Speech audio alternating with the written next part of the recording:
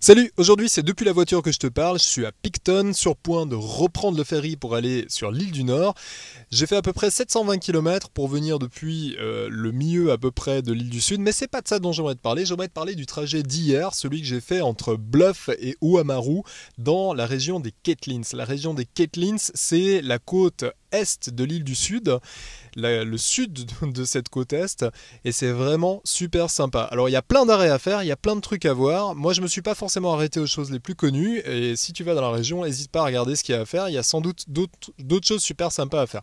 Bref, j'ai commencé dans la ville de Bluff, j'ai peut-être pas passé assez de temps parce que franchement elle a l'air super sympa cette ville-là. Moi je me suis arrêté comme tous les touristes à Stirling Point.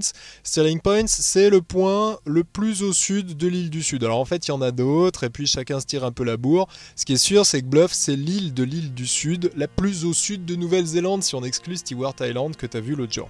Voilà, je sais pas si tu as suivi, mais sinon c'est pas grave. On continue, je me suis ensuite arrêté à Wapapa Point. Wapapa Point, c'est assez sympa parce qu'il y a un phare, il y a un joli point de vue, et puis ça se situe à peu près à une trentaine, quarantaine de minutes de Bluff d'où je suis parti. J'ai ensuite continué pour m'arrêter aux chutes du Niagara. Je te laisserai regarder les images, tu verras, ça n'a rien à voir avec les vraies chutes du Niagara, c'est même assez drôle.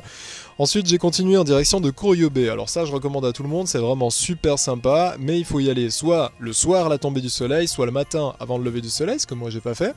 Pourquoi? Parce que tu vas pouvoir profiter de voir les pingouins qui partent à la pêche ou qui reviennent si tu viens le soir. Et puis si tu vas nager aux alentours de 6-7 heures, ça dépend un peu des saisons, faut regarder quand le soleil se lève, bah tu vas peut-être pouvoir nager avec les dauphins parce qu'il y en a tout plein dans la Corio Bay. Sinon si tu vas à marée basse et puis pas en dehors du lever ou du coucher du soleil, tu peux profiter d'une forêt pétrifiée qu'il y a sur la plage, et ça normalement tu devrais pouvoir voir les images. Voilà, ensuite j'ai continué pour faire un arrêt à Dunedin. Dunedin qui est une ville universitaire super sympa, c'était la première ville de Nouvelle-Zélande jusque dans les années 1900 à peu près. C'est une ville qui est ultra dynamique avec une architecture super intéressante. Moi j'ai pris quelques photos et quelques images de la gare qui est le bâtiment le plus connu de Dunedin.